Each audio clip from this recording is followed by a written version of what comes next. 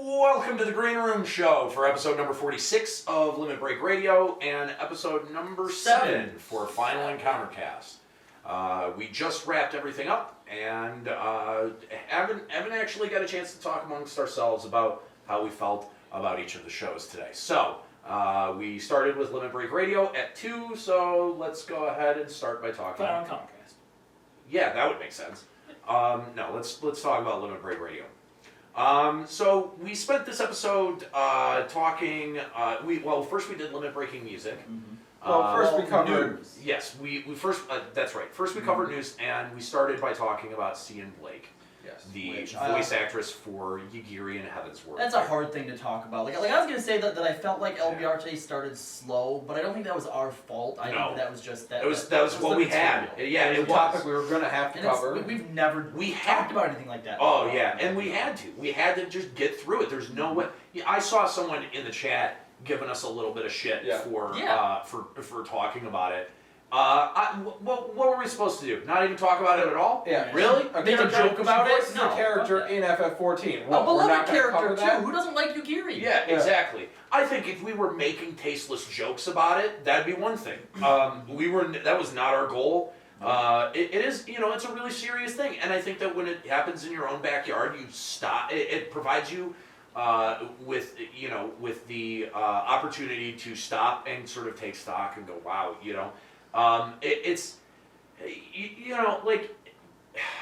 where's the line? Where's the line when you figure out what to joke about and what not to joke about? I don't know. When two kids are involved, I think maybe there's a line there. It's just especially with something that fresh. Yeah, dude. I mean, that's the thing is that I don't know what people expected. That was a hard thing.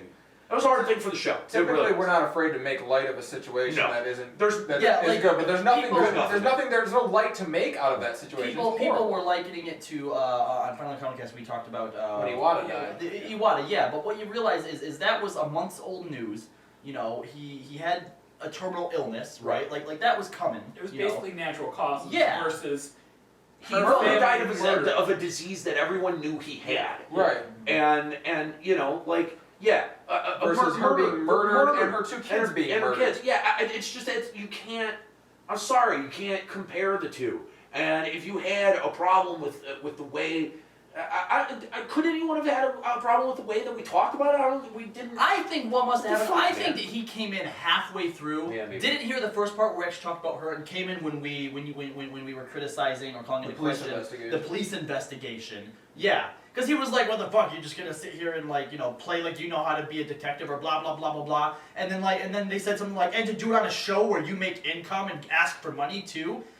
And finally it was Jinx, I think, shut him down. He's like, there's a button you can press to leave if you don't like it. Yeah. And after that he didn't say anything else. Good for Jinx. Thank you, people love to get on their outrage machine and just drum up all the upsetted butthurtedness that they can. Just people love any excuse at all to do that. Yeah. And I'm very surprised that anyone mounted any semblance of that over talking about Cian Blake. How can you not talk about that? Yeah, I'm sorry, fucking the BBC is talking about it. This CNN is talking about it. It's it's actual news, and when someone from the game that you do a podcast about winds up on the news, having been murdered. Yeah, what the fuck? Are you kidding me? You can't not talk about it. Yeah. Everyone was talking about it. Every Facebook group was talking about it. There was being vigils held on every server. I think it would have been way more distasteful to ignore it like it never happened. Right. No, absolutely. I agree. There's no way a show about FF14 doesn't mention that at least. You have to. Absolutely. I think I was a dick. Yeah. So then we got on and we had to get the show back on track. We did. And boy did we ever, we got into limit-breaking music, which I think for the first time I found a couple of missteps for you guys. Like a couple of the songs that I had chosen, you guys weren't totally feeling, and the chat room wasn't feeling all that. I think there was a different reason to that, because they were great songs. They each did something objectively different, and they all did obviously have talent in them. But up till now, I think, and I'm glad you actually did this, is there has been a very specific type of music we've been playing on Limit Break Radio. There have been very specific types of music that have been produced for Final Fantasy XIV So music. I think it wasn't so much that people were. I think the reason they weren't into these is because this is the type of stuff that they were used to hearing, and I think that might have been part of it. That their expectations were set. Exactly. Yes, because you're right. Those are a majority of those I probably wouldn't go and listen to myself. Just like, hey, I'm gonna go listen to these songs, but I could still tell what was good or bad about them, right? And I can still be objective about it. And I think that it was, even though a lot of people didn't seem to be too into them and missteps as you call them, I still thought they were great because we look to highlight music within the community, right, and give it criticism, whether people like it or dislike it. And I just thought it was nice, having something new and getting newer perspectives on those songs, Now that said, two missteps. So I still appreciated all the songs that were chosen. I think it was also a good thing to have a couple songs that we all didn't like and we all weren't just gushing about. Yeah. That's true too. So that said, two missteps. Also, my new favorite that we've had. I mean, the Thornton was incredible. Yeah. Was While still being kind of different too, yeah. And it was different. It wasn't just the straight up hard rock that we're kind of getting accustomed to. It was very techno isn't the right word, but in that area. EDM. It was very EDM, and it was amazing. Oh yeah, yeah. And I think the cool thing about that segment is that every time every time we do these and every time we share these, someone inevitably comes back at me with like, oh, hey, have you heard this? And shows me something that is just equally as awesome. It's something we've never heard before. Right. Yeah. Right. The video game orchestra is one that someone said like, hey, check out their version of Time Scar from Chrono Cross, and I love that version, and I listen to that all the time now. You mentioned on the show the group that did the Domina, that track. Hometown Domina. Hometown Domina. Was it them that did Bluefield from FF8? No, that's Chrono. What is that? What is that? Fuck. It was like the fourth song we listened to. Yeah. Oh, Chronostalgia? Chronostalgia. Chronostalgia. Link me that. Yeah. Because I want to hear that. Chronostalgia. Yeah. Very good. Yeah, and I mean it's also I think, did I say that it had a Saga Frontier track on there too? That's really good. But yeah, that's always a fun segment. I always like. Definitely one of our popular ones that people ask for. Yeah. I'm going to ask when's the next one breaking music. And then there was our new segment. Yes, our Virtual Roulette. Our new segment, which is way more popular than I thought it was going to be. It's not too often that you are nervous about doing a segment. Yes, that is true. What? Because you didn't think that it would hit, or because you thought it would offend? Or both. Because you're usually not afraid of offending. Yeah.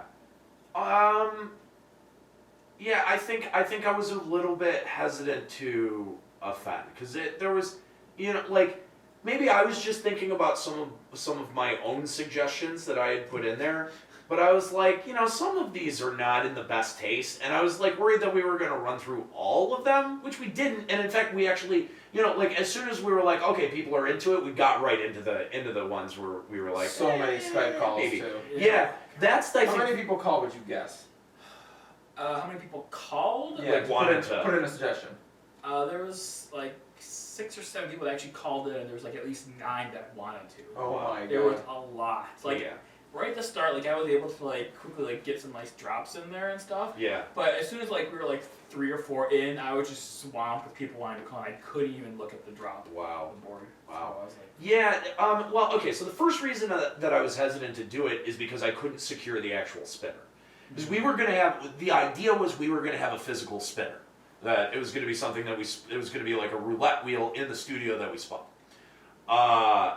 When that didn't work out, it shook my confidence in the bit. I was like, I don't know what we're going to do. I personally like the spinner that you found. You know what? In the end, the way that we were able to display it on screen, It worked out perfectly. It worked out way better. I was also worried that people were gonna look at it like, oh, they're just trying now. They're really Trying to offend people. Yeah. Yeah. And, you know, like, and I didn't want it to get dark. You know, like, okay, Final Encounter cast at the end got dark. It was funny, but Oh, it was did it? dark. Yeah, it did. But I'm okay with that. We'll Like, get that, I'm okay with that. Because it was had, organic. if this had gone dark, Yeah. it's fire. You're playing with fire no matter what. I mean, we were definitely being playful, but somebody could have easily taken anything out of that bit out of context and gotten really upset. And There's an alternate reality Limit Break Radio where there is still a flame war going on in our chat back and forth because someone said something stupid. right, Yeah. yes. So you know, I was super excited to get into, and that's why I was like, fuck the emails. This is way better. Just roll. As with soon this. as people were like into the idea and thinking it was funny, like we were gone with it. It was great. Emails just left the table. It wasn't happening. No. Yeah. So I'm glad that we hung with that bit all the way to the end of the show, though. That's And a that's segment not that could have gone 20 more minutes. You know what? That's 2 shows that we haven't done emails. I know that people email to hear their emails read on the show. I understand that, but with how much time we were spending on emails. We were spending like an hour on emails. Yeah. You know, I think it was good to take a breather from it. Yeah, is what I'm saying. yeah, and you know, I know that we always wanted to be able to include everyone's email because you know everyone wants to be able to hear the blah blah blah blah blah. But unfortunately, with doing a show like this, it does come down to time, what's in the best interest for the show. And you know what? People call in for the same reason that they send emails, and they don't always get to call in, and sometimes they get cut out. So I think it's just gonna have to be a reality that not all emails are gonna get read out. And it comes down to like, what are you replacing emails with? When it's something that is a dynamite segment that That's people love, That's true. no one cares we didn't read emails today on Limit Break Radio. People are gonna remember Racial Roulette and think, holy shit, that Oh, was. I bet there's one person who cares. Yes, you're right. There is one person. All right. I do feel bad that I didn't totally believe in the bit, that I kind of shoved it in at the end of the show, and that I gave it exactly enough time at the end of the show where we could have gone 3 or 4, and if the shit went tits up, we could have gone to emails and been able to ride out the rest of the show just fine. I regret that decision. I definitely regret that decision. I mean, I am in terms of like moving things on when we move. I understand. I'm the director of that, But and you guys knew I was a bit hesitant before the show to even do that because I was like, come up with a backup topic just in case. Yep. You know what? I'm going to apologize to you guys. I should have believed more in that bit. It is a funny bit. Yeah. And we had fun doing it, and I feel bad that I shoved it in at the end. I think because of the apology, only 5 lashings. Each person. Yeah, obviously 5 each. Yeah. But yeah, no, I do feel bad that I think that's going to be our main highlight, though. Oh, definitely. Aniero. I think that bit. I believe we will see that bit again on Limit Break Radio at some point. Like that will come back and we will do it proper justice. Yeah. But yeah, definitely. That is a highlight. Yeah, I'm gonna cop to. I will admit that. I'm gonna admit that in front of you guys and everyone else. That was Honestly, that was not a conscious decision that I just wanted to step away from emails. I pushed out on that one. I'm dead now. If we hadn't had Final Encounter cast, we'd have kept the show running to do that bit longer. Probably. We'd probably And gone here's the 3.5 thing, hours. Yeah, we would have to gone make over time. That idea, I think, not just the racial roulette, but the roulette wheel going forward, I think we can get a lot out of that. Applying other things to the roulette wheel? Yeah, like putting like NPCs on there and like coming up with like, hey, where's he in Scandals? We're scandals Right? attached to which NPC. Right? Right? Like You could almost blank, caught in a treacherous love affair. Spin it, see who comes up. You could almost parlay that to like the Taru who does like the news segment for Iroha. He writes for the newspaper and he's just like trying to figure out like what the big news segment is, so he spins the wheels. Oh, hey, yeah. Or we there's should create like a tabloid section where we Yes, we just make up shit that Be happened in an the Inquirer. Oh, Yeah. Jesus, that's a Right? legitimately funny and Fuck ridiculous yeah. a great name because it's alliteration. There was the Inquirer. I wonder if we could get anyone who could like graphically, like we would come up with the headlines and then they would pull it off graphically. I bet Get like the little spinning like newspaper that like comes up on the screen. There's got this big scandal title on the front. Oh man. Oh, that's a great bit. Oh, that would be funny. If we could, Sex change in Eorzea. Godbert Mandeville. if we could seriously, God, but Womanderville. if we could find a visual artist that would be up to the task, because that I mean that'd be a chance. Well, there's no way that they could do it quick enough to like do it live. No, it'd have to be planned. No, Really?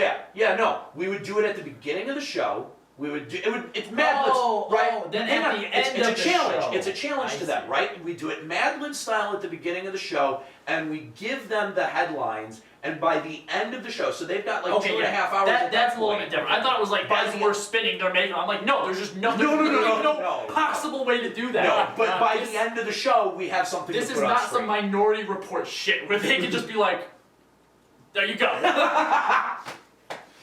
Oh yeah. Oh, that is a wonderful bit. I love it. Yeah. If we You're can find some visual people up for it, I think that would be good. That would be very good. So yeah. That's pretty much it for LBR. Yep. Talk about callers. The callers that we had. Callers were really good.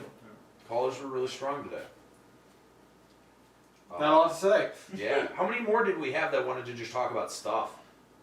I think like 4 or 5. Wow. So It's pretty good. I got all the new people this time though. Good. So Yeah. I did notice that there were a lot of. Short of Arthur's, I think everyone was, right? Yeah. Short of Valkyria. Yeah. so I was hesitant to put Arthur's end there at the end just because I knew it was gonna go long. It'd be a long bit. Always But- with them. It was worth it, I think. yeah. I think that graph was very informative and eye-opening. Yeah, That was very cool. And it was something that it was not. New information is what it was. Well, I had seen that, but I just didn't know how to really interpret it. Yeah. Okay. Interpretate it. And digest the informations.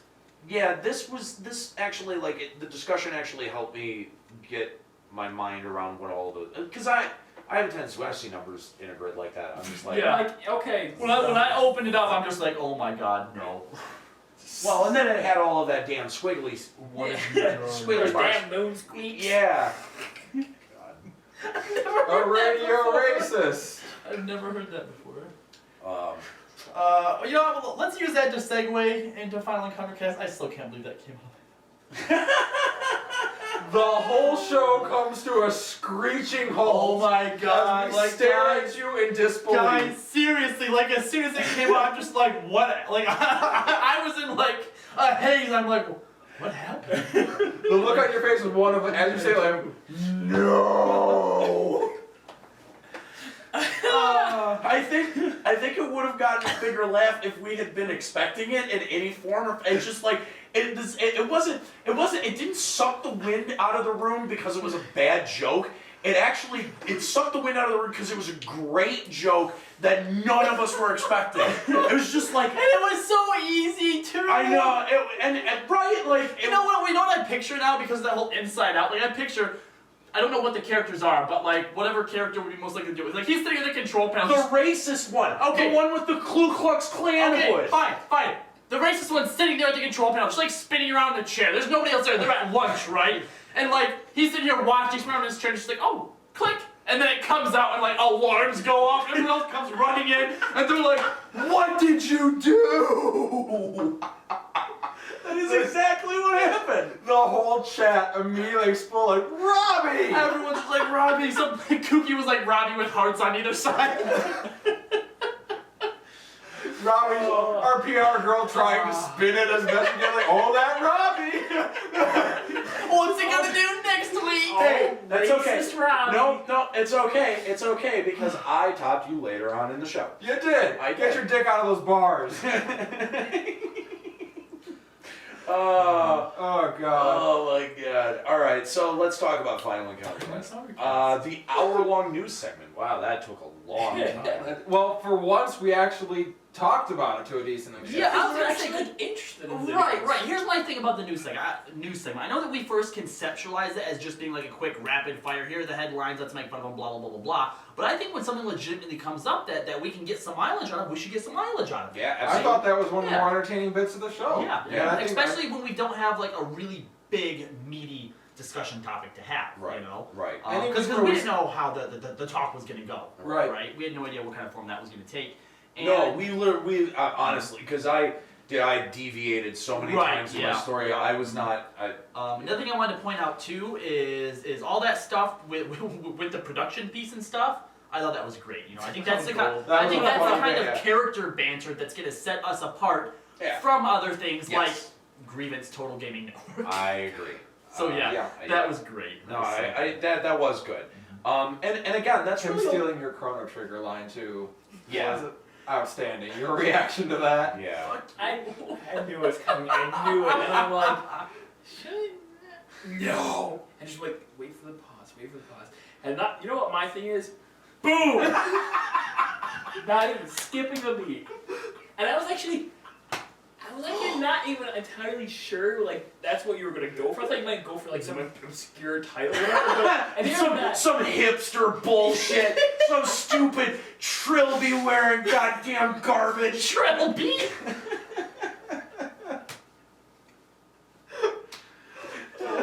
Oh man. Anyway, all right. So yes, I thought it all went really well. And I'm glad too. I'm glad too with the whole world of Final Fantasy. That's obviously something you're not fucking interested in whatsoever. And I'm glad that you actually, you know, at the end you're like, all right, you know what? Try and sell me on it then, instead of just being like, no, it's bullshit. Let's move on. Fuck you guys. So. Really, the extent of the news segment, like, just that's what it like. That segment is kind of what I thought sparked Final Conquest with those short but meaningful conversations about Yeah. little gaming topics we see pop up. Yeah. So I thought that was I good. really enjoyed the news today. Mhm. Yeah. Okay, so following the news, we had our big conversation, Discussion, our big talk. our big heart to heart. Yep. We've been waiting a while to have this because we obviously, you know, you watch the show, so you know what the majority of the discussion was. We have been waiting to sort of, you know, pull the trigger on attempting to maybe contact people. We don't know who, but we'd like to. I don't remember if you actually mentioned it on a show or not, or if it was just to us. But you know, late last year, you know, you mentioned at some point, I think it was around the time when you were really starting to get fed up with your job, that you know you made a promise to yourself that in 6 months, this is what I want, or however long you said, you know, this is what I want to make my income off, and you know, you're like, I'm really gonna push myself to do that. And now that I feel like we, you know, going forward, if this is something we're gonna do, I feel like we really have a chance to make leaps and bounds. So, you know, I've kind of made that same kind of promise to me. You know, by FanFest, I don't want to have to request time off. Right. I just want to fucking go. Right. So once we kind of figure out what we're doing, you know, we take a lot of you guys' feedback, which we still need. So emails, fucking whatever, get in contact with us and let us know what you think about that. Once we decide how we're gonna go about that, instead of job applications, you know, what I want to be filling out is emails, you know, Yeah. to companies being like, hey, This is what we do. this is what we do, pay us. Yeah, I thought the vast majority of reactions that I saw were things along the lines of, go for it, but understand you're walking that slippery slope. Yeah. Yeah. And I You think have- we you- know that too. And we're aware of that. Like, there's got to be that constant vigil. I think we've embraced that. I mean, far more so than any other organization that I've ever heard. We talk more about how we make the show with our audience more than anyone else I've super transparent. yeah. There's no one else that has these conversations. Now, granted, I don't interact with a whole lot of other shows or media on that level, like, but I feel like we made that sort of like a centerpiece of what we were talking about. I think it's something that extends that, you know, because a lot of people have told us that we come across as a very personal crew, not just to each other obviously, but you know, with our fans, and I think that's just another thing that extends that and that demonstrates that to people. So. Yeah. Yeah. It's not an easy conversation. No. It's really not. And I gotta. I mean, I you know, I wanted to kind of admit this on the show, but we were talking about so many things. You know, like I definitely have been experiencing, you know, the post layoff depression. It's been really, really difficult for me to work up motivation. Sleeping until 1 o'clock is just like it's sad. Like I don't What like. time do you normally go to bed though? Like 1, 2. Okay, cause Yeah, that's like I mean, like 12 hours. Because I sleep really late too, like 3, 4 o'clock, right? Yeah. But I don't feel bad about it because I'm up till like 5, 6 a.m. Yeah. You know, doing stuff that I feel furthers, you know, our cause or whatever. Right. Right. You know, and the other thing is, I'm not a business manager. You know, like I'm not good at. You know, I have strengths and weaknesses. I'm pretty good at hosting a podcast. I'm not very good at drafting a request for funding or advertising. I think we're all kind of all in that boat. This is going to be very new, very uncomfortable territory for a lot of us. And I know that, you know, where we are right now, we kind of all chip in where we need to with our strengths and weaknesses. Yeah. You know, Callie doing you know, production stuff when it comes to videos, Chris doing accounting stuff, you know, you doing a lot of production things, you know, we all kind of chip in where we can when it comes to show outlines and producing this stuff. You know, I've been doing a lot of stuff on stream recently too, so I feel like that's all embracing a lot of our own personal strengths. We kind of pick up, you know, where our other weaknesses might be. But this is something that I feel none of us, it might be a hidden strength, but none of us have any prior experience doing this, and I don't think that this kind of thing can fall to any one person. Right. You know, I think that we all kind of have to take it upon ourselves to do a little bit of research in it and you know, see what we can do. And the thing is, with this being such a big market, like or such a new market, there are probably a lot of ways that we can go about doing this. You know, there are a lot of companies that have specific departments or branches of their business that are dedicated to getting in contact with people that believe in their product and want to be ambassadors of some type. You know, my brother-in-law is, I forget exactly what they call it, but he's like some type of like official ambassador or something for Maker's Mark. Like they send him free shit because they know like he uses it so much and passes it around. Like he has a little fucking like card or whatever, and he gets free Maker's Mark all the time. Now, obviously, that's not exactly what we're looking for. Right. But well, it's definitely something that we could do, but the that's thing that's not what we need. Exactly. We need funding. But the thing is that there are businesses out there know that people like us exist, and they do have avenues for us to pursue to get what we're looking for. But because this type of thing, I think, is so new, you know, to the internet. I mean, obviously it's exploding, right? People would be idiots not to take advantage of this kind of stuff. But because it's new, I don't think it's something that's, you know, readily put out there. But I mean, someone was mentioning how there's some streamers that partner with like pizza places. Sure. And, you know, you can like take a code off of their fucking thing and, you know, get like 20% off or something, right? The way that a lot of these big names and big faces on Instagram make money is I was reading this one thing about this chick who is a model or whatnot, but you know, she was making like private deals, you know, outside of her agency, where basically she'd go in like a shop or some, you know, like it was with a watch specifically, right? And they're like, you know, we'll pay you this much to just like wear the watch and talk about it. Now, granted, this right here, this is the kind of thing we don't want to do, right? But you know, she threw up an Instagram of her being like, oh, you know, here's my new watch, I love it so much, blah blah blah blah blah. They paid her, right? So the point of that endorsement, right? But the point of that is, there are businesses and there are people out there that understand that people like us exist. They're not going to come to us. There's tons of people doing what we do. So we each have to take a personal responsibility to be like, I'm going to do the research. I'm going to find a company that meets our criteria, that understands our ethics, and is willing to endorse us, or is, you know, is willing to pay us to advertise for them, you know, without us sacrificing any of the morals or the principles that we want to. So, yeah, and it's going to be uncomfortable. It's definitely stepping out of the comfort zone, because I don't consider myself any kind of fucking business whatever, you know, so. Yeah, I ran a business and I don't consider myself any kind of business. Yeah, so it's just something, you know, we're going to have to look into, you know, maybe try and find people that we know or that we're kind of connected to. I think the first step is going to be the hardest. Oh, absolutely. It always is. Absolutely, yep.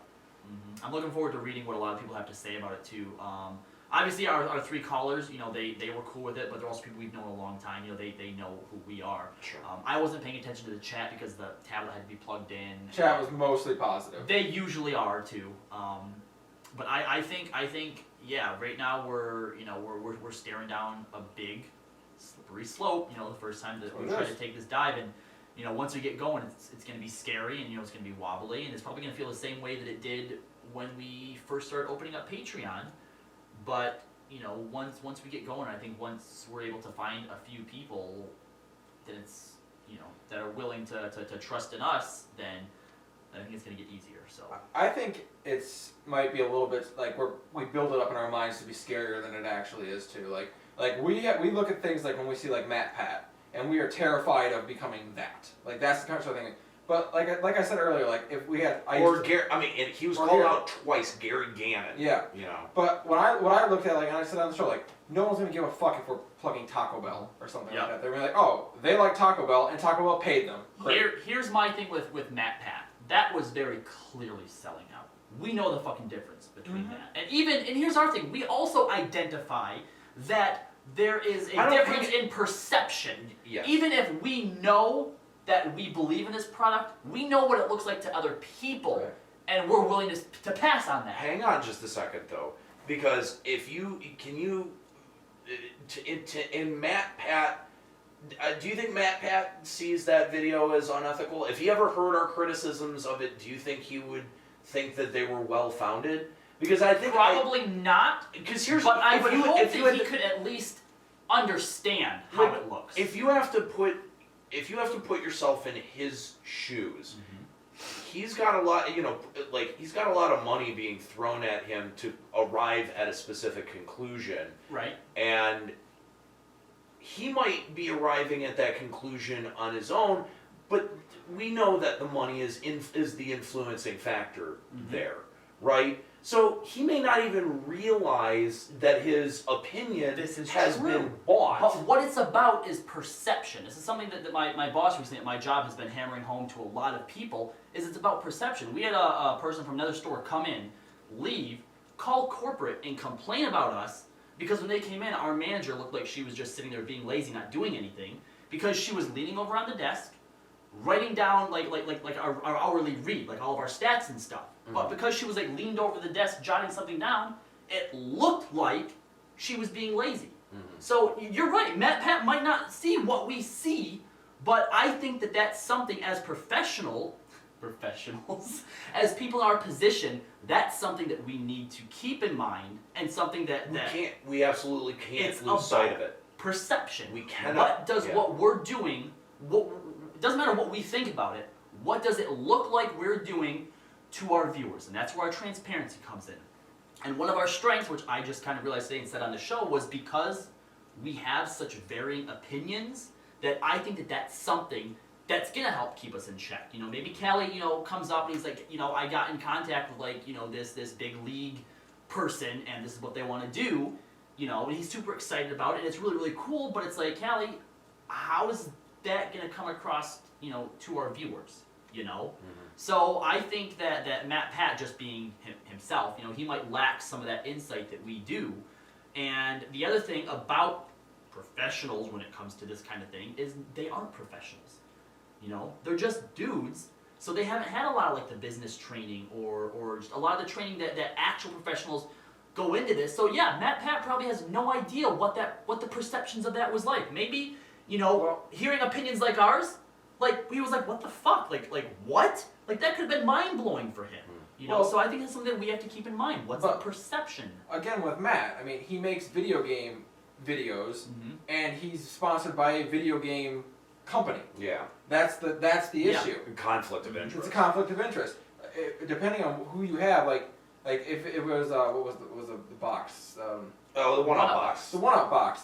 If we say, hey, look, one-up box sent us this. This is what's in it. It's kind of badass. People are gonna be like, well, that might be a paid-for opinion, but it's not affecting the show. Yeah, but you know what else? You're not gonna get that because very fucking often do I see a loot crate that I think that was worth it. Yeah, but here's the other thing though, is that most often sponsorships come in the form of something like Audible. Audible has been investing heavily in digital media, heavily John in Tron does podcasts. Audible. And so, yeah, and when you hear the JonTron Audible ads, you just go, oh, another one of these. Okay, what book did you apparently buy? What's your favorite book that you're going to recommend to me on Audible? Like, I've heard the script a bajillion times. I get it. Okay? Like, that's the other thing about advertising is that people fucking don't like... I mean, look at the lengths that South Park went to skewer advertising. Mm-hmm. Now, did anyone at any point while watching that go... during the commercials, wait a minute, hang on, I'm consuming advertising while watching criticisms about advertising. Isn't that, like, these guys are being paid off of advertising dollars. Yeah. Isn't that a little bit of a, you know, like, I think most people who saw that were just able to appreciate the episode for what it was and go, yeah, ads suck. And when they hear ads, they go, yeah, ads suck. And, like, as a producer, that's what I don't want the stop there. You know what I mean? Like when you have, if you're going to be plugging a product, you have to plug it at some point, either the beginning, the middle, or the end. Sometimes you can charge, if you're good enough, if you're smart enough, you can charge more for beginning, middle, or end. You can charge more for your ad placement. And you don't want to plug up basically our product with, hey guys, let's talk about this for a second, because we have better stuff to talk about. Exactly. It would break up the momentum. You know, it would break up the discussion. I fucking hate I know, dude. It's one of the necessary evils of it. You know, so that's why I think it's important for us to believe in what we're plugging. I think that's the other thing that I have to admit is that I just personally don't like advertising. I know. No, and I don't think any of us really care for advertising. No. I mean, like on not just like I hate the intrusion of ads, but more just like on a fundamental level. I mean, it's why I worked in public radio for so long. I've worked in public radio, by the way, for 7 years. Yeah. Okay? I worked in public radio because I saw what money does to the product and how when money is the bottom line, how that drives so many shitty decisions. And I'm afraid of that happening. I don't want money to be driving us to make shitty decisions. This is the other point that I wanted to make too, because you brought up the Matt Pat thing, which I think the fact that there's many of us, because we know how important perception is, that we wouldn't fall victim to the same thing that Matt Pat did, at least not so easily. The second example that people kept bringing up was Gary Gannon, right? But Gary Gannon was not personally invested in any of those products, and the people that he was on the show with, how personally invested were they to each other, right? So you're right. When money probably came into the equation between Gary Gannon and Mr. Happy and Bernsey or whatever, do you think that any of them were concerned about us having equal pay? Because since it was all going through Gary, I think I don't know that, because GameBreaker made content for a lot of different games. And the way that Gary structured all of his stuff was, I'm going to be the main host of the show, and then I'm going to get a couple other people who really know about the game that I'm going to talk about. But since I'm the main host, I have all of the nice microphones and stuff like that. I'm going to call all the talent. I don't think any of the money left GameBreaker, and I don't know that any of the people that did shows with them, I don't know that they got compensated. Okay. I have no idea. Exactly. But what I do know is that a lot of money flowed into the place. A lot of content flowed out. People didn't really like what Gary was putting out and found it disingenuous, and then they stopped making stuff. How are we like that? I think that we have been like that in a few regards. When we were trying to do the Limit Break Radio Network, we were trying to aggressively expand our product. Sure. Okay. And what did we learn from that? That it's not. It didn't work. It didn't. Right. Work. How else we like Gary Gannon? Do we have a lot of momentum? I don't know. Okay. How are we not like Gary Gannon? Well, we're transparent. Yeah. Right? We are genuine. Right? We have each other to account for us. I understand where your concerns are coming from. I absolutely do. But what I feel like you are ignoring, or what you should be focusing on, is all the counterpoints to your fears. Because they're fucking there. Alright? You might have a few points, that cause you fear or cause you to be afraid, but you have way more that should be instilling you with confidence and should be boosting you to be like, you know what, we are not those fucking guys. Because we can look at those guys and we see what they're doing wrong. We know that it's wrong. We don't want to be them. We are the complete fucking opposite of them. We know this. Alright? You shouldn't be afraid of any of the stuff, any of the pitfalls that they've fallen into, because you can see them coming a mile away. And we have all of each other to account for that. And even if one of us missteps, the other one's going to be there to pull them back. And we had fears bringing the show back, period. We had fears that we wouldn't be able to. We had fears taking the show weekly. We had fears starting Final Encountercast. And we show had us where fears any that of those 7 weeks fears was going to be the death of us. And show us where any of those fears actually came true, and we didn't just fucking stride by them. No, you're right.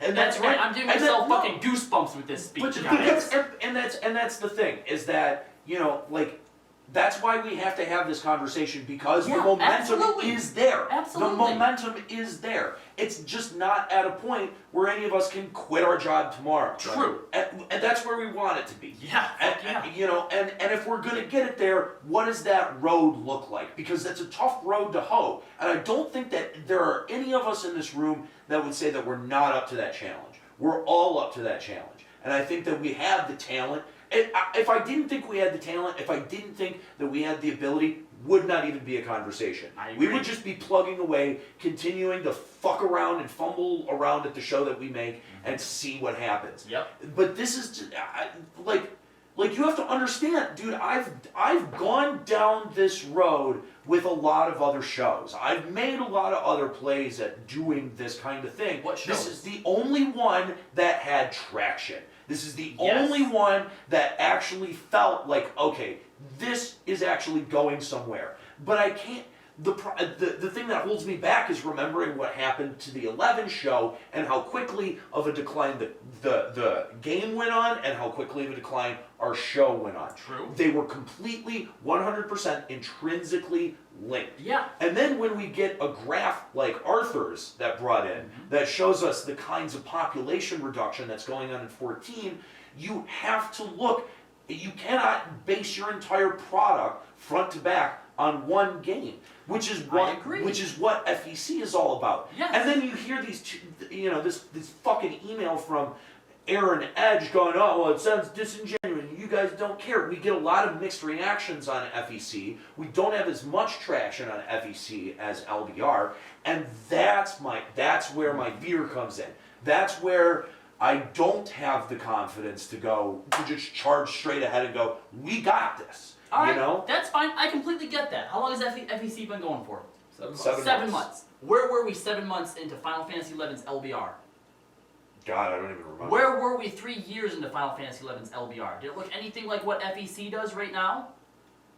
We are going along the exact same path that LBR did, but at an accelerated rate, and we have the exact same ingredients, okay? Let me liken it to something that you understand, right? You start up a brand new MMO, you jump on that first class and you slog your way to level cap. How long does it take you? A while. But you're there, and you're gearing up, you're ready to go, right? Now you're a fucking badass. Now you pick a second job. You get there a lot quicker. You go, you know what, I need gear. You jump onto your retainer, holy shit, I'm a 191 Dragoon already. We're that second class now. You have the same fears that you did before, but you shouldn't be afraid because you've already seen where the road leads. And you're right. Doing what we're talking about doing with LBR is scary because if the game goes down, the ship goes down with it. But we know that we can say that we can make a flagship because we've fucking done it. And we're already starting to do it again with FEC, right? And if LBR were to go down, right, if they fucking took 14 off the service for whatever reason and our flagship failed, guess what that means? More time to devote to Final Encountercast. You think all of our fans are just going to be like, fuck them then? No. Holy shit, those LBR guys are doing a gaming podcast now? It's all there. You just gotta take the jump, and you're right, it's scary. What have you got to lose? And I think, Nate, I think maybe one of the things that you struggle with, and you talked about a little on the show, is LBR has been around for a long time now, and we've been doing it now. We're 47 episodes into this version of it. It is very well defined and laid out. Yeah. We understand the segments. We understand. We're 7 episodes into FEC. We are, so what is that, 21 hours roughly of programming? Mhm. That's all the programming we have in FEC. And it is still new and it still feels fresh and we're still finding what works. Mhm. And that, I can understand where that would be frightening. Yeah, but we've done it all It is for me. before. And we know that what we have here can succeed. That's not a question. That Yeah. has never been the question, because that's the foundation of the content strategy. Yeah. Like the crew that we have, the energy that we have, the the chemistry that we have, that's our competitive advantage. Let me see if I can get down to the root of the fear a little bit more. Is it that if we reach out, we're gonna fail, no one's gonna want us? Or that once we do, the reaching out is more like, I just don't know how to do that. okay, That's so discomfort the with fear it. is Yeah, the fear is yeah. that if we successfully reach out and we get all this money coming in, that 2 months down the line, people are gonna be like, nah, fuck that. We don't want anything to do with this anymore. Is that where the root of the fear is coming from? No, I want FEC to be growing faster than it is. Okay. I don't know if that is like, I feel like it should be on par with LBR already, Mhm. or that we should be Okay. reaching out to a massively new audience. Something else that I was because thinking it's- about during the episode, because, that I think again, might answer that a little bit. And I've raised this before, that a large part of my pivot strategy was to take the foundation that we have of listeners at LBR Mhm. and then try to parlay that into a new audience. Right. And what I'm not seeing is much of that new audience growth. Okay. And that, I mean, it's not, the fear is, there is a lot of fear. There's a lot of fear and Okay. trepidation attached to the whole thing, because it's basically saying, like, fuck radio, I don't need Yeah. the radio industry, I can do this on my own. And,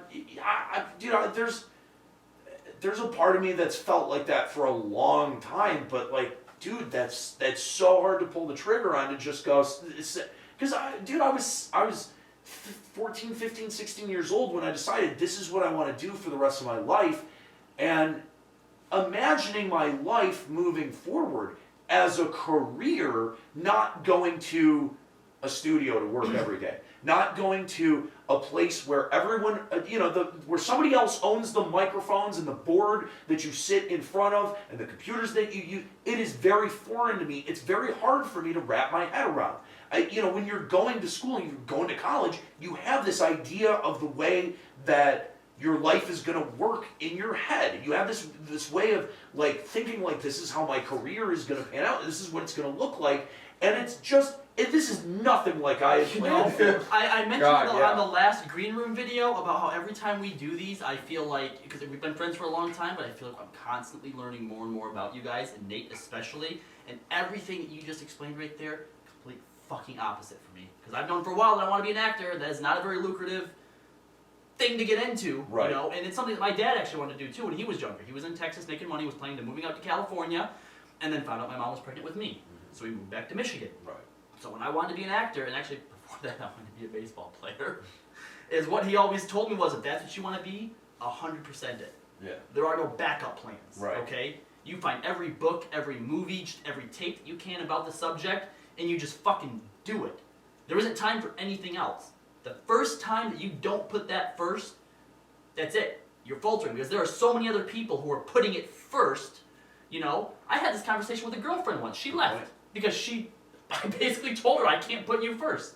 She left, right? So this is, I guess that's the way I look at it. I understand, this is different for you, and whether it's fear or trepidation or whatever. If we don't do it, here we are. So you might as well fucking jump in, Yeah. right? And as far as not seeing the growth that we see with LBR, is what you have to realize with LBR. Before we started, I think that there was already starting to be a little bit of oversaturation of FF14 podcasts. Oh yeah. But they all did the same thing, right? We used to be the big dogs, and then we came in doing something new and rose to the fucking top. There's no question. We are a fucking titan Right. in the FF14 podcast world, Right. right? Nobody can fucking step to us. Yeah. Fuck them if they think they can, Yeah. okay? Mm-hmm. Gaming oversaturation, oversaturation isn't even the right word. No, okay, it's not. It's flooded. Absolutely, it is. And even though we do have a formula that fucking works and we know it does, it's going to be a little bit more difficult to get our foot in the door, right? Even with the user base that we already have and pivoting them over. And at this point, what we need to get further, I think we need additional funding to do it, you know? We need more time, you know? Obviously going to weekly episodes, we know that fucking helps. I can tell you right fucking now, from going from streaming Fallout 4 2 to 3 times a week with 5, 10, 15, 20, on a good night 30 people, to streaming Final Fantasy 14 10 days in a row and going from 20, 30, 40, 112. Can I just say that normal streams don't experience that kind of growth. Oh, fuck no they don't. Holy just shit don't. they don't. They don't. Yeah. I have friends that stream, you know, that they just stream because it's fun. And there's like 8 people that will hang out in their chat. It doesn't matter what game they're playing. It doesn't matter Just like what time of day. Yeah, it doesn't matter what time of day. They've got 8 people. They're broadcasting to 8. They know when they start, oh, if I've got 10, this is going to be a good night. Yes. You know what I mean? Like, our channel is just put in a different position because of the show that we do, and it exposes us to a higher potential of people. That you're right. We have an opportunity to gain way more people than we have. Speaking of slower growth on FEC, one thing that I've been thinking about, especially on Twitch, because that's our primary face right now is Twitch. Yeah. That's how they see us. If you want to look up something about an FF14 Twitch stream, you look up the FF14 Twitch channel. Yep. But if you want to look up just something for gaming, you don't, like we're in the gaming talk show section. How many people actually traverse that is my question, versus like, they just say, oh, I want to, they'll type in whatever game they're playing recently, and they'll just go to that. Yeah. How many people actually go looking through the gaming talk show section, I wonder?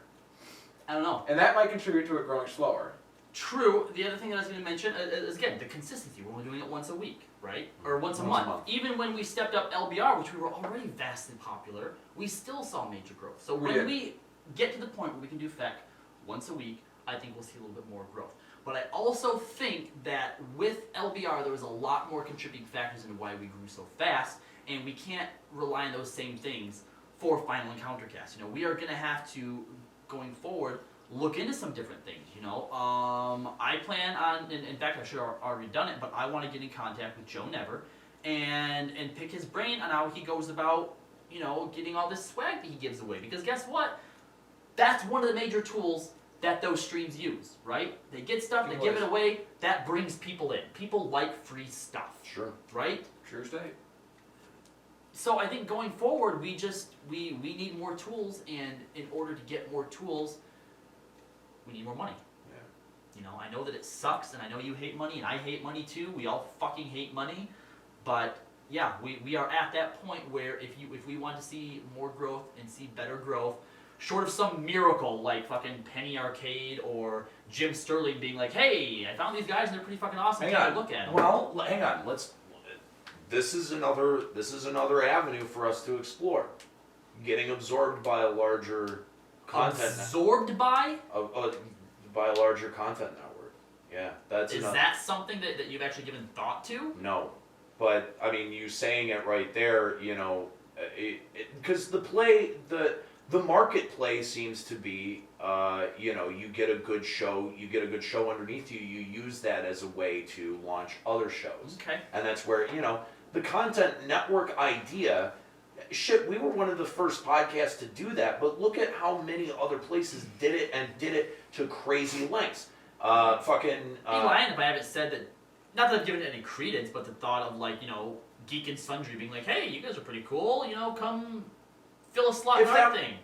I dreamed that Rooster Teeth would get in touch with me at some point and want me to do something. With him! Okay, with him. But yes. If it was if they were asking about the show, yeah. I mean, is that, I don't know how I feel about that. This is how I feel about it. It comes down to, what do we personally think of that conglomerate, I don't know if conglomerate is the right word, but that organization. That organization first. Kotaku, Geek and Sundry, Rooster Teeth, you know, they're pretty cool guys, right? Funhouse, I've only seen a little bit of them, but they seem cool, right? Then what it comes down to is how much control do we get to keep over our content? Because if it's 100%, that we just get to keep doing our shit, right? And we just benefit from each other. Very, very. That does not. Right. You know, as long as you're not going to come in here and be like, you guys can't do that. You can't tell people you hope their parents killed themselves anymore. See, I need to be able to make Yeah. those jokes. Yeah. So, honestly... Even if Nika is going to tut me, I don't give a shit. I'm going to still say it. Yeah. So, and obviously there's probably not a lot out there that would be behind that. But if there was somebody out there that was like, yeah, no, sure, knock yourself out. You know, we know you're going to bring in a different kind of viewer base. Then cool, I'd be for it. But you're right, there, isn't probably a lot of them out there. But I just, like, that is, when you talk about a show like this, it seems to be that there's one of two plays that happens. You either make the show and you get absorbed by a larger network, which, by the way, like LBR has only ever been asked to do that like maybe once or twice ever, even going back into 11. And Which network? Well, Gamer Escape, Yeah. which we did join for a minute, but we retained so much of our stuff. But like none of that involved money. Right. If we did something again, like that, it would have to involve a lot. I mean, when you said somebody said IGN or whatever, you know what I mean? Brad. Like that's a lot. Like if we were to get not sponsored, because no, IGN does not sponsor shows like this. GameSpot does not sponsor shows like this. They create them or they buy them, and they own them. Yeah. Just thinking about it, Penny Arcade presents Limit Break Radio. I don't like that at all. I think that's Even and just like let it be said, Penny Arcade is a very beloved name around this room. We all greatly respect Penny Arcade. But you're right. I think the idea of Penny Arcade presents Limit Break Radio does not sit well with me. I want LBR presents whatever. That or Final Encountercast presents whatever. I want to be the Penny Arcade. That's how I feel on this. Yeah. I think yes, that is much harder to do though. Well, It is much easier and much safer to make a show and get paid for that show and get paid well for it. I mean, if you think about it, that's how broadcasting has worked for a long time. And once this stuff does start to actually settle, because there's a lot of money flying around right now, it's going to start settling in content networks. I can promise you that. Now, the question is, do we have the chops to take on? I mean, because if we're talking about this, if we're talking about getting to that point, we're talking about no longer are our competitors Kind of Funny Games, okay? No longer are our competitors fucking Giant Bomb. We're talking about aiming squarely at Rooster Teeth, Geek and Sundry, Nerdist. Can we rise to those levels? Can we get to the level of fucking Nerdist? I mean, granted, Nerdist did it to insane levels. But I mean, that's what we're talking about here. If we're really honest with ourselves. Yeah, I mean, shows like Nerdist, Chris Hardwick was famous before the podcast. He worked on MTV. Yeah, so that's what, he had a great launching off point. Smodcast too. Smodcast and Nerdist for the long time were the two biggest podcast networks that existed out there, and it's the same thing with Kevin Smith. Kevin Smith was a celebrity before he started his talk show, and it just so happened that his talk show was good. Same thing with Chris Hardwick. No one. The thing is that nobody gave a shit about Chris Hardwick. I agree. Unless they knew him from his stand-up career. Right. He was using his stand-up career in a lot of ways to prop up his podcast, and then the podcast took off. And I don't hold it. By the way, I'm not saying that to be mean or shit talky or anything. I'm just saying. I guess I look at it and I think it's great to say yeah, we'd like to have our own network and everything, but God, if someone came to us and said, hey, we want Final Encountercast on our network and we'll pay you all $30,000 a year to do it, how many of us are gonna honestly say no to that? Because that's so much less work that we would have to do at that point. We wouldn't have to think about it. We launch more shows, that's more work we got to do.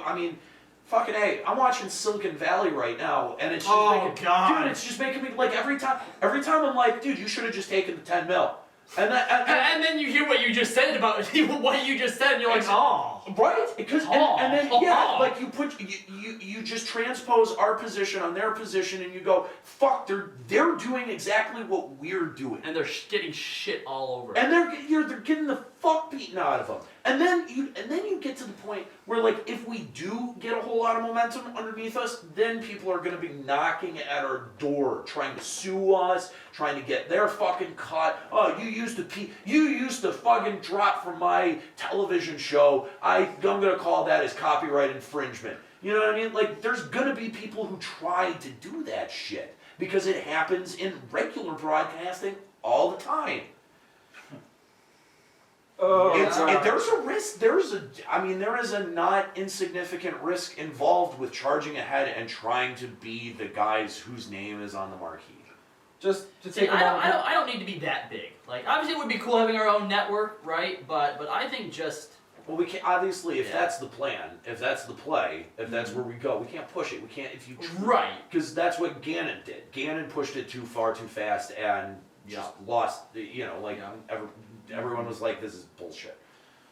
Yeah. Just, like, I mean, wonderful conversation. Can we take a moment and realize, like, how wonderful it is that we are in a position to even have this conversation? Yeah.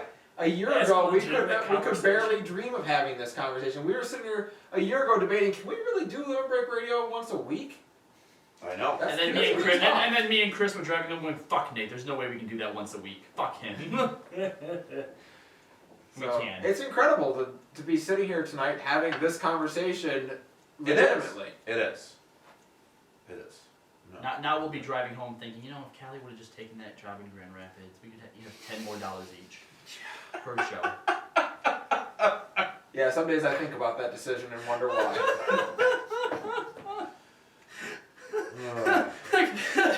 Robbie looks at me and just sees another $10 on his paycheck. Oh my god. Look, I just, it's, like, there's a lot of moving parts here, and at some point when we do get big enough, I'm almost gonna guarantee you that it's gonna be an option. If it's been presented to LBR, it will be presented if we get to that point. And if it does, I think we need to know where we stand. Chris, I'm more on your side, where I want to be the guy on the marquee. Yeah, I agree. And I'm willing to put in that level of dedication and that level. Here's my thing. I'm willing to hear people out. Like, for example, if someone came to us, let's say Rooster Teeth, right? Came to us and like, really like what you do. It taps into a market that we haven't done before. We want you guys. We want you to keep doing what you're doing, and $30 grand a year, whatever, right? I'd like to be able to sit down with them, right? First of all, what does that mean? Like you say, you want us to keep doing what we do, right?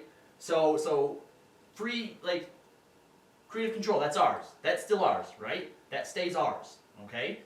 In a year, because obviously a contract would be written up, right? Right. So in a year, if we decided, getting a little bit too big, we want to step away, keep doing our own thing, is that an option, right? Well, of course, it's always going to come down to what's in it for us. I think we're all sitting here. We all would like to be the ones on the marquee, but I think it's worth exploring if the offer comes. Here's the other thing too. The other side of it. Obviously, it looks like in cases like this, these networks, these organizations have all the power. But I think that's just the way. Again, it comes back to the perception. That's what it looks like, because that's where we want to be. But the fact is, if they come to us, that means that we have something that they want. Yeah, let's keep in mind that, when we would find talent to call for the LBR network, we basically looked at people who could put up shows that we were a little bit threatened by and said, hey, why don't you come on over and do it for LBR Yeah, instead? honestly, if Penny Arcade came to us and was like, hey, Penny Arcade wants to present Final Encounter Cast, right? That seems like they want to use us, right? But if they're paying us, and when it comes right down to it, we still have our product, and in a year we can walk away, fuck it. Let them say Penny Arcade presents for a year, and then when we have our money, we walk away and use them just as much, you know what I mean?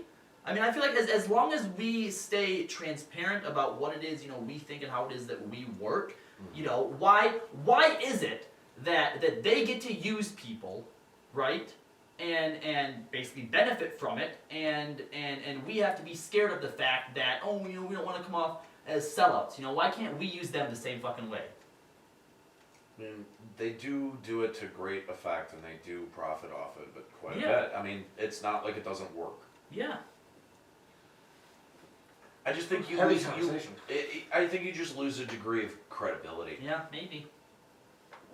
and I think that's what we're building. I mean, Yeah, I think when you court an audience that's disaffected from other fucking game media, that they have an expectation of like, okay, well, when it's your shot, you're gonna actually do something different, Like, how sad would it be for us to sit here and talk about all this shit, and then in a year be up on the fucking Game Awards stage, sucking dick like that Greg guy, you know what I mean? Like, how sad would that be if in the end our product just ended up being a carbon copy of what everyone else is doing? I agree.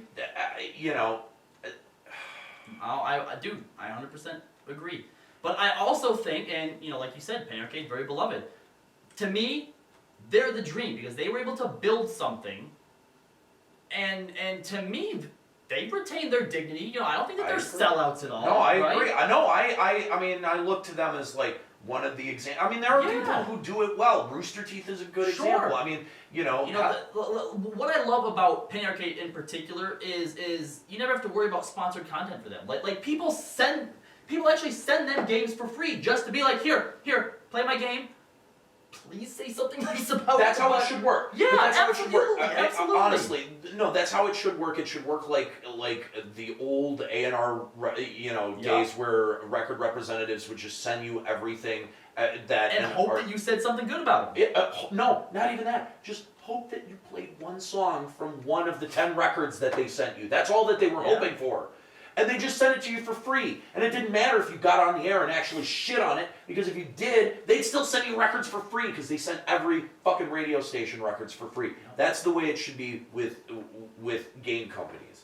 And the thing is that because we're not dealing with a corporate structure. We're dealing with individuals. This is so chaotic. No networks have started to form yet. Like, this is how young we're in on this. I mean, there are a few, but they're on bigger macro scales in terms Geek of and Sundry podcasts. is on YouTube. Right. Right. Like, there are no, these smaller shows have not started to get influenced by this stuff.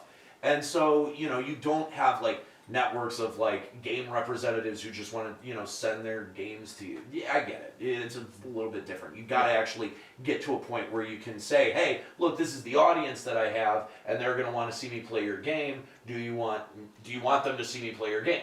Mm-hmm. Yes or no? Yeah. So,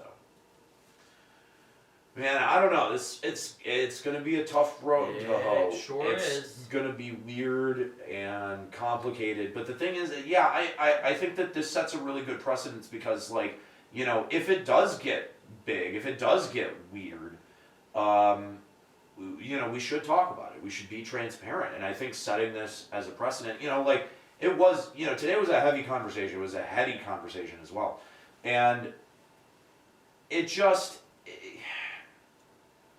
I hope that the lack of humor was not a deterrent for people. No, I actually saw this. one person said, this comment in the chat in particular stood out to me, and they're like, you know what, even though this isn't gaming related, this is probably the most tuned in I've been to this show. And they're like, for that, I don't mind at all. Interesting. Mm-hmm.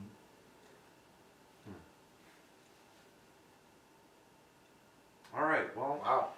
I forgot, did we even talk about all of Final Encounter? No, that was just the. That was the middle part. Right, that was the middle part. Okay, so then we went into emails. yeah. Hey, Hi. How's that email segment? it got dark there, buddy. I did. It got Is that- real dark. Is that a bad thing? Is that a bad thing? We're gonna find out. Yeah. Why? We're gonna find out what happened to this guy's parents? No. We're just gonna see what we get. I'm sure we'll get some emails. will. I did see a lot of I shouldn't be, but man, I am laughing my ass off at this. Good. Yeah. I think people come to expect that kind of shit from us. I keep thinking I'm never gonna have another moment where I take my headset off and push the microphone away and just go, wow, okay. That really can't. That couldn't have been like even close to the line. This is what it was. This is what it was. Because I had the same concern as them at first, that you were saying, I just hope this guy's parents die. But when I had you clarify that you hope that they intentionally drive themselves off a cliff, then it's okay. Because you're I was making edge jokes. You are putting you are putting the responsibility in the hands of his parents. Yes, exactly. Right? And that takes the responsibility off of us. And I was okay at that point. It's not that I hoped his parents died through some kind of random happenstance tragedy, because that would be tragic. No, I hope that they looked at their failure of a son, said, our lives are no longer worth living, and decided that they were going to drive themselves off the edge. Getting away from that side of the thing. What? No, why? Why is this so, like, offensive to you guys suddenly? You want their parents to commit suicide. That's right. Because because of the shame of him. In this reality, they are so shamed that they can't live. You guys want them to just live with this shame? Yeah. You want them to live in suffering? Yeah, that offends me more. That offends me. Now, just like, let's keep in mind that these parents, these parents didn't love bedfellows. him enough to be spending time with him on Christmas Eve. Yeah. Okay? Let's just, I sat through that whole segment just they like, were probably shitty parents anyway. Yeah, think about that. In order to drive their son to this, they must have been shitty people. That's he probably right. drank, she cut herself. Yeah. That's right. These were shitty people. I'm just removed from this conversation. They probably had pets they never fed. Yes, that's right. Yeah, that's right. Aaron Edge had to eat those pets to survive. Yeah, boo me. Boo me and the parents of Aaron Edge that don't exist. I'm sure they do exist, but... No, but this vision of weird, them does not exist. This weird dystopian reality that he's you not exist even a in. real fucking person. Yeah, like, honestly. Whose name is Aaron Edge? No one real ever. A wrestler? That means, Like a wrestler? let me just clarify. I hope Mr. and Mrs. Edge drive themselves off of a cliff, okay? Because in the world, there is no Mr. and Mrs. Edge. There's one guy named Aaron Edge because he thought it would be cool to name himself Aaron Edge. Yeah, he's a musician. Good for him. He He sounds like- sucks. He sounds like a wrestler to me. Well, there was a wrestler named Edge. Was his first name Aaron? No. Edgar Edge. Really? That's your line? That's your line? Oh, highlights. We have to pick highlights, guys. We do have to pick highlights. Should it be where should it be where I asked Aaron Edge's parents to go kill themselves? I think that should be. At this point, it probably should be, It yeah. has to be. Yeah. Uh-huh. I agree. So we're doing Feck first then? Yeah. All right, let's do Feck. All right. I think there's really nothing in the middle that you can really take. Not to make a highlight out of it. Yeah. I think we've got gaming news from front to back. That's almost an hour, which that barely is even a clip. That's a show unto itself. Yeah. Was there any particular one of the news topics that sparked some interesting discussion? Well, the world of Final Fantasy was pretty decent. That had, I think, the most discussion behind it, but was it really... Joking about Kingdom Hearts wasn't bad. No, I think it's got to be news front to back because we always The whole do that. thing, We excerpt the news every time. Okay. And then I think the other is the Aaron Edge email. The Aaron Edge. And one of the calls was kind of funny too. Whose call was The it? guy that got almost shot? Yeah. And was And Robbie's. Racist Robbie? Robbie's, that could be the name of the clip. Racist Robbie. Yeah. Yeah, Here we go. okay. Alright. Not. It's too late. That is definitely getting. Hey, if I have to be out there wishing death on somebody's parents. But no, this is the thing. You had been planning that for a while. You purposely did that. That was planned. You're okay with it. Mine just came out. Yeah, okay, But it was your absolutely true self. one of the funniest things Was ever said on the shown. show. No, it's not even that. I'm not racist. I have black friends. Some of my best friends are black. No, not my best best friends, but I work with so many black people. Oh my god. Man, going to the well on that one. Oh, dude. The white guilt well. You are so in a corner right now. Oh my god. I mean, if you trace my ancestry back I know. 1/16th Indian, I can say that. Yeah. 1/8 Indian. I'm 1/8 Indian. Cherokee. Oh god. Oh, racist. Alright, so LBR. yeah, LBR clips. I definitely think racist roulette. Oh god. Oh god, yeah, racial roulette's gotta Racial be on roulette's gotta be on there. What else from LBR was good today? Do we want to do the Arthur's call? Arthur's was sweet. It's way too long. What other calls did we have? We had that guy call in about min-maxing. That was interesting. Mm-hmm. Was that call from Valkyria calling out Nika? Was that funny? It's been like 6 hours. Yeah. It is hard to do the LBR highlights after 2 shows. It is. Honestly, it's hard doing them the next day because I never remember. This video is never up the next day, and I'm like, oh fuck, what did we decide for highlights? I don't remember. I can start writing them down for you. It would help. We're not gonna do that Next time. though. It's just good to know. Was LBR news? Cian Blake? Seems like it was. I don't know. Well, you know what? We handled it seriously. You know what? Yeah. We had a nice actually, I mean, contrast to racial roulette. I mean, it's not obviously the prettiest, thing to listen to, but it's also the biggest thing in headlines right now. It's true. Yeah, I think it has to be Cian Blake. Yeah. Oh, we could do like the Thornton EX thing because we were all flipping out over that. I don't want to do a song. No song. Oh, because then we're literally just putting up YouTube someone else's song. Yeah. Yeah, so I think it would have to be C and Blake, and Yeah, then it has to. Okay, so Racial we roulette. get Cian Blake, racist roulette, racial roulette, and what was the it? min-max guy. No, the email. Was there? No, we didn't get the. We didn't do any emails. Yeah, and the Min-max guy. Yeah. Okay. All right. All right. All right. So there you go. There's our green room video for episode number 7 of Final Pretty- Encounter That might Cast. be our Heavy longest green green room video. Pretty epic, heavy green room video. There's Yeah. some major shit going on We in went through this. some psychological barriers here. You better pull a lot of good sizzle stuff from this. Not just funny things, but I think there's some pretty dramatic material in here. Get the part where Robbie's veins coming out of his neck. What? Yeah, you had like some vein action. Well, because obviously our friend here is going through some heavy shit when it comes to Let's not. when it comes It's to very, when it comes to some feelings he has about our product, and the word I don't friend is like really I don't hard. like seeing him in such distress when we have such a great product here. We have such a great crew with everyone except for Chris, who's a fucking asshole and should take dick in his mouth more often than he does. And I wanted to try and inspire you, okay? We only like to give you shit when it's about your production pieces. Yeah. Thanks for that, by the way. Did I inspire you? Yeah, I think a little bit. Good. Fuck you. You stayed silent for most of it, you dick. You're I talking hope good. I hope sometime when I'm not in the car, you run off the road. In an alternate dimension where Chris. No, Oh, no, maybe he's running around maybe the road, he's okay. going somewhere for Ferris. And he goes in the ditch, right next to a bunch of kids playing basketball, and they're all black. Because you're racist? Because you're racist. You are so racist. You're the one that wants to have black people get hit by a car. No, you go into the ditch, and then they're there, like How they come see they have to be you. playing baseball? Why does it have to be basketball? Yeah, that's You know, really racist. Why are they bowling? You're went not straight looking to very. racist. You're That's not looking very It's good. at this okay. one. You're just gonna put a title card over this about really insensitive stuff. About the one comment about the scribbly language earlier, yes. What?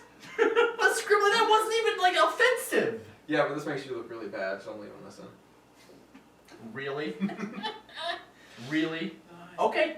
Wait till the two of us are dual streaming. Usually I try to send fucking pity views to you. It's on now. It's on like Donkey Kong. It's all now. I'm gonna piss in your mouth while you Oh, sleep. no, you didn't. All right, that's gonna do it for the green room video here. Thanks for all of your support. Seriously, this doesn't happen without you. I mean, it would happen just in a massively reduced capacity. And we'd probably all be depressed doing it. Yeah. Instead of just me. We all just sound really sad throughout the entire show. Well, no. You're not depressed doing the show. You're depressed for other reasons. Right. Yeah. Yeah. Okay. Well, I'm also depressed then. Nobody cares about you. All right. Gee, I wonder why. That's going to do it for the Green Room video. Thank you guys so much for your support at Patreon. Honestly, we really do appreciate it. And obviously, it is a very important part of what we do. And we really hope that, the fact that we talk about how we use the money that you guys so generously give us, I think is the most honest way to do this and to bring you guys into the conversation is the only way that I know how to do this and feel fair about it. Yeah. And so, now the ball is in your court. Speaking of which, I'd like to make a personal request. Whenever you watch these Green Room videos, because we have 141 patrons, I think. Right. And someone said recently only like maybe 30 or 40 watch these videos, right? So I mean, for me, you guys are really like are really diehard hardcore fans, that are probably gonna stick with us till the very end, until we find Nate, in a bathtub with a needle in his arm or something, or or What's Callie. with the suicide theme Or today? Callie strung up, from autoerotic suicide. asphyxiation in a closet overdose. somewhere, That's wearing suicide. pantyhose. Or Juxta murdered by That bear seems bear. likely, actually. Okay. Yeah. So anyway, all of these see me earlier. the point is, when All I I do is being murdered, that's it? What? I don't get any graphic imagery? I just get murdered by Fairbear. she probably stabs you. I get David Carradine. Yeah. Okay. Anyway, what I want to ask you is every time you watch one of these videos afterwards, send a link No. from your favorite, not of this. No. Whatever your favorite Final Encounter cast is, send it to a friend. I mean, obviously, I know a lot of you probably share this and tell people all the time, but actually sit one of your friends down and shove us down their throat. Yeah. Right? Why? Sure. I mean, I know we ask a lot of you already, but make it a personal mission to make sure they watch at least one episode, because that'll start spreading really, really quickly. And I know that out of all the people that we asked, that you guys are the most likely to do it if you're not already doing it. No, I Force feed us. can almost guarantee you that they're already doing it. But yeah, we do appreciate all the views that we get on this, and of course your generous support. So thank you guys. Thank you for all that you do for Quick Radio and for Final Encounter Cast. And I genuinely hope that what we're able to put together is something that you enjoy at the end of the day. So thank you. And that's going to do it for the Green Room video. Thanks. Have a good one.